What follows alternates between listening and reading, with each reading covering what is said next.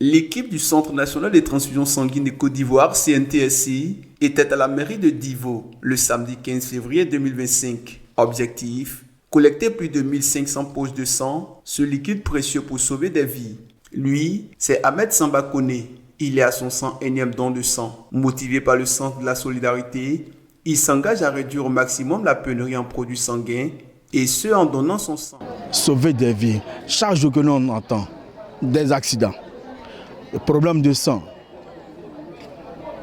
des femmes qui accouchent avec des pertes de sang. Et je me dis, mais pourquoi? Qu'est-ce que ça me coûte?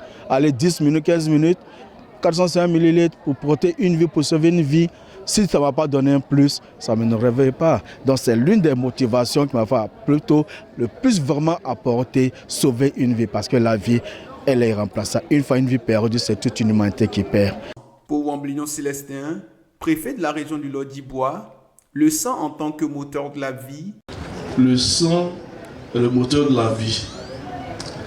Vous remarquerez que quel que soit notre statut social, notre rang social, lorsque nous sommes blessés, le sang qui coule n'est pas bleu.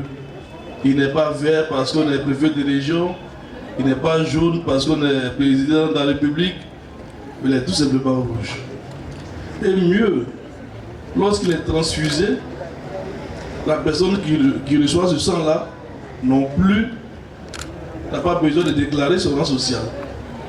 Cela veut dire que c'est une connexion qui se crée et donc un mouvement de solidarité. Cette activité qui a enregistré la présence des autorités préfectorales, municipales et coutumières s'est tenue à l'occasion des samedis de la solidarité initiés par le CNTSI pour s'approvisionner en produits sanguins. Le professeur Yassongui Mamadou, directeur général du Centre de transfusion sanguine de Côte d'Ivoire, s'est félicité du progrès du Centre de transfusion de Divo, dont la banque de sang s'autosuffit. Divo, pendant de nombreuses années, malheureusement, était confronté à cette pénurie du sang, du fait qu'il n'y avait pas cet organe-là pour aller collecter le sang des populations. Et donc le sang venait un peu de partout, de Gagnoa, de Yamsokro, de Daloa, de San Pedro et même souvent d'Abidjan. Donc imaginez cette distance-là, le temps qu'une poche de sang arrive, malheureusement, on a eu enregistré pas mal de décès. Et donc c'est comme ça.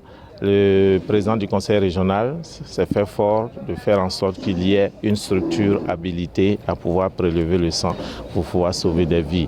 Et donc pour nous, c'est l'occasion de traduire les reconnaissances de monsieur le ministre de la Santé, mais surtout de l'État de Côte d'Ivoire, à ces autorités locales qui ont compris leur rôle en tant que premier acteur de développement, en tant que premier acteur de citoyenneté, de faire en sorte donc de participer à ce devoir civique-là. Alors déjà, il faut savoir que la vie n'a pas de prix. La vie n'a pas de prix. Le coût de cession de la poche de sang en Côte d'Ivoire est de 3 000 francs CFA. C'était 6 000, ils ont fait 8 000. Cette année, nous leur avons fixé un objectif de 10 000 parce que nous sommes convaincus qu'ils ont la possibilité d'aller au-delà de 10 000.